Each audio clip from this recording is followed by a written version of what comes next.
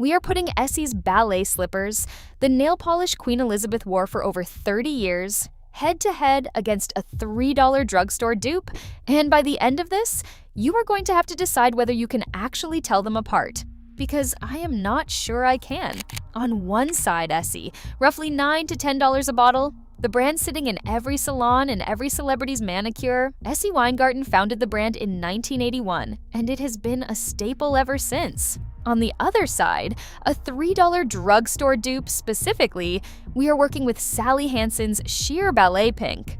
Same color family, tiny price tag, 6 rounds, 1 winner. Let's find out if that extra $6 or $7 is buying you anything real, or just buying you the name on the cap. And we're not doing this with some easy, forgiving shade. We're doing it with the hardest test in the entire nail world, and it's on purpose. The Essie shade we're using is Ballet Slippers. That iconic, sheer, milky, barely there ballet pink. If that shade sounds familiar, it's because it might be the most famous nail color ever made. It was reportedly the late Queen Elizabeth's polish of choice for decades, the only shade she wore, all the way back since the late 80s. Brides wear it. It's the definition of quiet, expensive-looking elegance. And here's the thing that makes it the perfect torture test. Sheer pinks are the single hardest formula to pull off. There's nowhere to hide. A dark cream covers every mistake. A sheer nude shows every streak, every bald patch, every brush stroke. Unlike a gel manicure, where the formula is cured under an ultraviolet lamp and self-levels during the process, a regular sheer nail polish has no such safety net. If a $3 dupe can survive a sheer pink showdown, it can survive anything. So this is the ultimate proving ground. For our challenger, we've got Sally Hansen's Sheer Ballet Pink, that soft, translucent shade sitting right there in the same aisle you walk past every week, right next to brands like Wet n Wild. Quick honest note before we start, exact shade names at the drugstore get discontinued and swapped constantly. So if the specific one I mention isn't on your shelf, you're matching the family. A sheer, cool-toned ballet pink, not hunting one magic bottle. Okay, gloves off. Round 1. Round 1 is the bottle and the brush, because that's the first thing your money is quietly paying for. Pick up the Essie, and you feel it immediately. The glass bottle has weight, the cap is comfortable, and the brush is that wide, slightly flared Essie brush that fans out across the nail and covers most of it in one stroke. It feels controlled. It feels expensive. Now the Sally Hansen bottle. Lighter, cheaper feeling cap, and the brush is usually a little narrower and a little stiffer, which means more strokes to cover the same nail and a bit more room for error near the cuticle. Is it a disaster? No. But this is round 1 to Essie clearly. The brush is genuinely nicer, and on a fiddly sheer shade, a good brush matters more than usual. First point on the board goes to the expensive one, fair and square.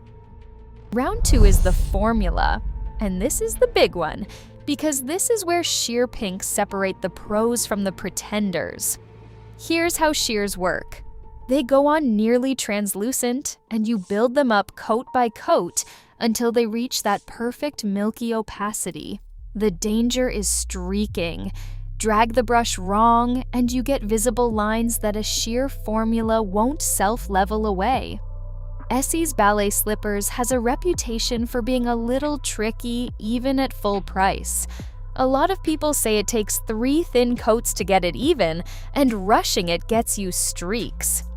Worth noting, Essie's formula is 8-free, meaning it skips some of the harsher chemicals, similar clean beauty credentials to what you'd find in Opie's lineup, their main competitor at the salon tier.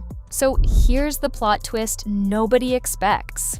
Because Ballet Slippers itself is a bit temperamental, the gap between it and a decent drugstore sheer is way smaller than you'd think. The $3 version also wants 2 to 3 thin coats and also streaks if you rush it, which means both bottles are asking the exact same technique from you. Build thin, be patient, don't overwork it. Play them the same way and they land shockingly close. This round is closer than it has any right to be. I'm calling it a draw. Round 3 is the color itself, in the bottle versus on the nail, and this is where people get fooled. In the bottle, side by side, you can sometimes spot a tiny difference. Maybe the Sally Hansen version is a hair warmer, or a touch more opaque, or a slightly different pink. People see that and go, aha, busted. But here's the trick with shears. Once it's built up on the nail, over your natural nail tone, under a couple of coats, that tiny bottle difference basically vanishes. Your nail bed shows through both of them and evens them out. For reference, this is actually similar to how Opie's Bubble Bath, Essie's closest rival in the sheer pink space, reads differently in the bottle than it does on different skin tones. The bottle comparison lies to you. The nail is the only comparison that counts, and on the nail, from normal distance, these two are reading as the same soft ballet pink. Round 3, dead even, and honestly a little spooky how even. Round 4 is the finish, the shine. Freshly painted, no top coat yet, Essie has that slightly glossier, more polished look. It's part of what you're paying for. The drugstore version can come out a touch more satin, a little less glass-like on its own. But, and this is the whole game, a good top coat completely erases that difference. Throw a glossy top coat over both, something like Sèche Vide if you want the gold standard, and they shine identically because at that point, the shine is coming from the top coat, not the color underneath. So Essie wins this round only if you're someone who skips top coat, and if you're skipping top coat on a sheer pink, we have bigger problems to discuss. With top coat, which is how you should be wearing this anyway, it's a tie. Without it, slight edge Essie. Round 5, dry time. This one can genuinely go either way depending on which drugstore line you grabbed. Regular Essie is not a fast dry formula. It takes its time, and if you're impatient, you'll dent it. A lot of the $3 drugstore options, especially the quick dry lines, actually dry faster than standard Essie. So in a fun little upset, the cheap bottle can straight wood up win the dry time round. If you're the type who paints your nails and immediately needs to use your hands, the dupe might genuinely serve you better. Point to the $3 bottle. The underdog is on the board. Round 6 is the one that actually matters most, the wear test. Because looking identical on day 1 is easy, the real question is what they look like on day 4, day 5, day 6. And I'll be straight with you, because this is where price sometimes earns itself back. Historically, this is the round where premium polish can pull ahead, holding its shine and resisting chips a little longer. But the honest, tested reality with these two is that the gap is small and it shrinks to almost nothing the second you use a proper base coat and top coat. Sandwich both of them. Base coat, 2 thin color coats, top coat, wrap the tips, and they both cruise for days, and they tend to start showing tip wear at around the same time. Bare, with no base or top coat, Essie might edge it out by a day. Protected the right way, which is how anyone serious wears polish, it's basically a photo finish. I'll give Essie a razor thin edge here for consistency, but it is razor thin. So let's total it up. Essie clearly won the brush. Essie took a slight edge on bare shine and a slight edge on wear. The drugstore dupe won dry time outright. And the 2 most important rounds, the formula and the actual color on the nail, were dead even ties. Add it all up and here's the verdict. Yes, Essie is a slightly nicer product. The brush is better, it feels more premium, it's marginally more consistent. But slightly nicer is doing a lot of work when the price is 3 times higher. On the nail, under a top coat, from the only distance anyone will ever actually see your hands, arm's length, across a table, in a photo, no, you cannot spot the difference. I can't. And I painted them. So which should you actually buy? Here's the honest breakdown.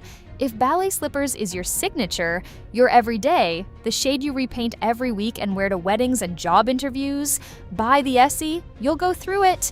The nicer brush makes the fiddly sheer easier, and it's worth owning your one perfect bottle. But for literally everything else, building a color collection, chasing trends, stocking a shade you'll wear a handful of times, or just refusing to pay $10 for pink tinted with a fancy label, the $3 dupe is the smarter money every single time. And remember, we ran this on the hardest possible shade to fake. If the dupe holds up on a sheer pink, it's going to obliterate the price comparison on creams, brights, and darks, where cheap formulas perform even closer to the expensive ones. That's the real takeaway here. The nail polish industry is betting that the price tag is telling you something true about what ends up on your nails. Run the test yourself. One hand Essie, one hand the $3 bottle, top coat on both, and check back in a week. Your own nails will settle it. And my guess is you'll be looking down at 10 fingers, trying to remember which hand was supposed to be the expensive one.